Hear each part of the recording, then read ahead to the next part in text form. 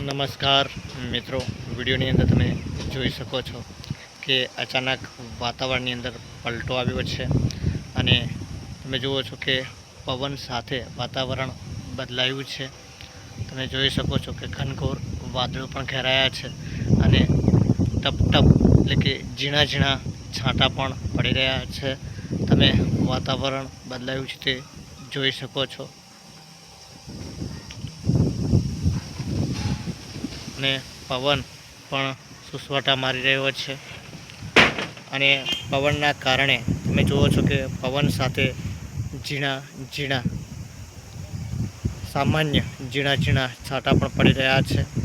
એટલે જે આજે 2જી તારીખ છે અને 2જી તારીખ પછી જે આગાહી હતી અંબાલાલભાઈ પટેલની, એ આગાહીને પગલે વાતાવરણની અંદર કારણે વરસાદ આવવાની શક્યતા પણ સેરવાઈ રહી છે અને વાતાવરણ પણ વાદળછાયું બન્યું છે.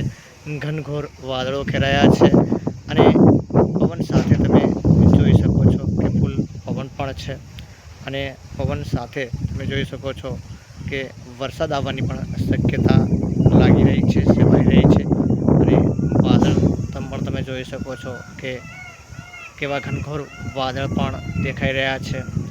અને જે હવામાન નિષ્ણાત અંબાલાલભાઈ પટેલે આગાહી આપી હતી એ પ્રમાણે કે 2જી તારીખ પછી ગુજરાતની અંદર ચોમાસું જામશે અને એના પગલે તમે જોઈ શકો છો કે વાતાવરણ તેજ બન્યું છે અને ટપક ટપક એટલે કે ક્યારેક છાંટા પડી રહ્યા છે.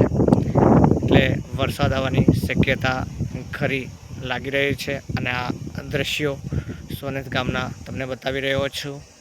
તો તમારા ગામની અંદર પણ હવામાનની અંદર પલટો આવ્યો હશે, વાતાવરણ ચેન્જ થયું હશે તો સાચવીત રહેવું, સતર્ક રહેવું, કેમકે વાવાઝોડું પણ આવી શકે છે. વરસાદ સાથે જે નિષ્ણાત છે અંબાલાલભાઈ પટેલ હવામાન વિભાગની અંદર, તેમના દ્વારા આગાહી આપવામાં આવી છે. તો વૃક્ષ નીચે ના રહેવું, ધાબલાથી દૂર રહેવું અને જે તમે જુઓ છો કે બાળકો છે, પરિવાર છે, તેને સાચવજો અને તમે જો સમાચાર પણ જોતા રહેજો, જેથી કરીને કોઈપણ પ્રકારની આગાહી કરવામાં આવે છે અથવા વાતાવરણને લઈને હવામાન વિભાગ પણ આગાહી કરે છે તો આપણે સતર્ક રહી શકીએ. એટલા માટે વિડીયો બનાવી રહ્યો છું. વિડીયોના માધ્યમથી તમે જોઈ રહ્યા છો.